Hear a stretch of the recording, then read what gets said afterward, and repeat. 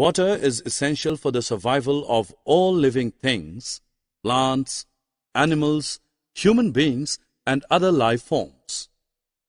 It covers 70% of our planet in the form of rivers, ponds, oceans, and streams, making Earth appear blue in color when seen from space. In fact, abundance of water has earned Earth the sobriquet, Blue Planet. Water is tasteless, odorless, and colorless. It dissolves many substances, so it is known as the universal solvent. It exists in nature in three states, that is, solid, liquid, and gas. In solid form, water is known as ice or snow. In gaseous form, water is known as water vapor or steam. But the most common form that water takes is the liquid form. It is in this form that it is known as water. A water molecule is made up of 2 hydrogen atoms and 1 oxygen atom. That is why water is represented by the chemical formula H2O. We use water for various different purposes.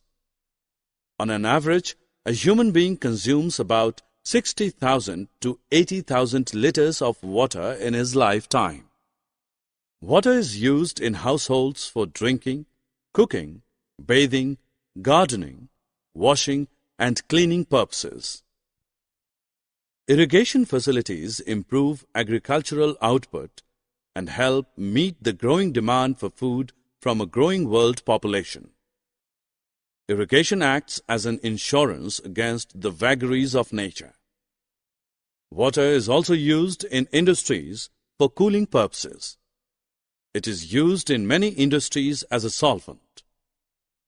It is also used to generate electricity. Besides, recreational activities such as swimming, fishing, sailing, and other water sports require water. Have you wondered how, despite consumption of water by living things on Earth for hundreds of years, the balance of water on the planet has been maintained? It is the water cycle which makes it possible. The repeated changing of water in nature from liquid to gaseous form and then back to liquid form is called the water cycle. There are 4 main steps in water cycle. They are evaporation, condensation, precipitation, and collection. Let us try to understand how the water cycle operates. Water in oceans, seas, rivers, etc. gets heated up by the sun and turns into vapor. This process is known as evaporation. Plants absorb water from the soil. They use a part of this water to prepare their food and release the excess water into the air as water vapor. This process is called transpiration. The water vapor rises up in the air, cools and turns into tiny water droplets. These droplets come together to form clouds. This process is called condensation. When the clouds become too heavy, the water droplets in them fall on Earth in the form of rain, hail, sleet, or snow. The process is known as precipitation. The water received by Earth as rain, hail, or snow goes into the oceans, seas, rivers, and lakes. Summary.